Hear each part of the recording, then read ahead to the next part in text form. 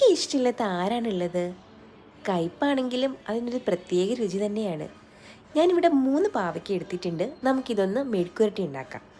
അപ്പോൾ അതിനായിട്ട് ആദ്യം തന്നെ പാവയ്ക്ക നന്നായിട്ടൊന്ന് ചെറുതാക്കി വളരെ കനം കുറച്ച് അരിഞ്ഞെടുക്കണം. അത് കഴിഞ്ഞ് വെളിച്ചെണ്ണയിലേക്ക് വെളുത്തുള്ളിയും വേപ്പിലയും ഒരു സവാള നന്നായിട്ട് നൈസായിട്ട് അരിഞ്ഞതും ചേർത്ത് നന്നായിട്ടൊന്ന് വാട്ടിയെടുക്കുക.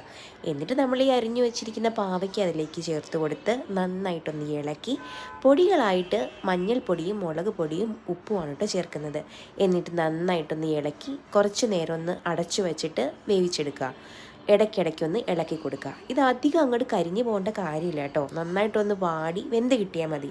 കരിഞ്ഞു പോയി കഴിഞ്ഞാൽ അതിൻ്റെ ടേസ്റ്റ് ആകെ മാറും, അതിൻ്റെ ഗുണങ്ങളെല്ലാം പോവും. നന്നായിട്ടൊന്ന് വേവിച്ചെടുത്ത് കഴിഞ്ഞാൽ നല്ല രുചിയാണ്. ഇത് ഇടയ്ക്ക് ഇങ്ങനെ കഴിച്ചുകൊണ്ടിരിക്കാനും നല്ല ടേസ്റ്റാണ് കേട്ടോ. അപ്പോൾ ഇതുപോലെ ഉണ്ടാക്കി നോക്കാത്തവർ ഇതൊന്ന് ട്രൈ ചെയ്ത് നോക്കണം കേട്ടോ. അപ്പോൾ നാളെ നല്ലൊരു വീഡിയോ ആയിട്ട് വരാം. ഇതെങ്ങനെ ഉണ്ടായെന്ന് എല്ലാവരും പറയണം കേട്ടോ.